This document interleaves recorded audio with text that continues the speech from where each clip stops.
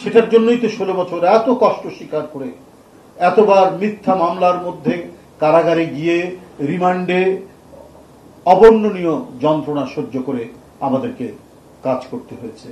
বিএনপির নেতা কর্মী এবং যারা গণতান্ত্রিক সংগ্রামে ছিলেন সমমনা রাজনৈতিক দলগুলো, তারাও সেই দায়িত্ব পালন করেছে। নিঃসন্দেহে দুর্বৃত্তদের দখলে এই দেশকে ঠেলে দেওয়া যেতে পারে না।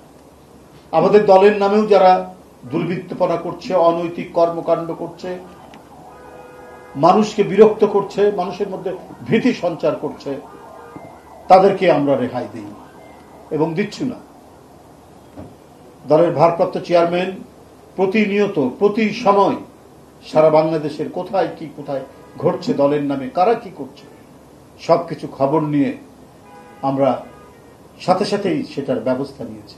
ইতিমধ্যে 4 থেকে 5 হাজার বিএনপি এবং দলের বিভিন্ন অঙ্গ সংগঠনের নেতাকর্মী যারা দলের নামে বা বিভিন্ন অঙ্গ সংগঠনের নামে, সহযোগী সংগঠনের নামে কোনো দুর্বৃত্ত চক্র সাথে যোগসাজশ করা বা দুর্বৃত্ত চক্র গড়ে তোলা, অনৈতিক কোনো কাজের মধ্যে থাকা,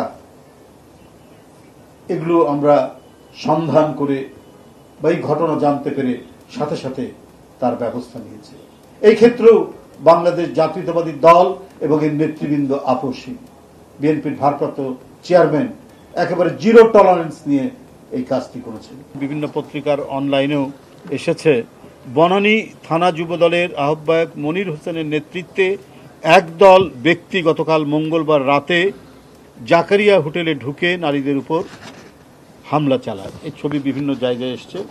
এটা শোনার সাথে সাথে জাতীয়তাবাদী যুবদল তাৎক্ষণিকভাবে এই এই এই এই মানে যুবদলের নামধারী এই নেতাকে দল থেকে বহিষ্কার করেছে, সাথে সাথেই তাকে বহিষ্কার করেছে। এই দৃষ্টান্ত স্থাপন করেছে জাতীয়তাবাদী যুবদল।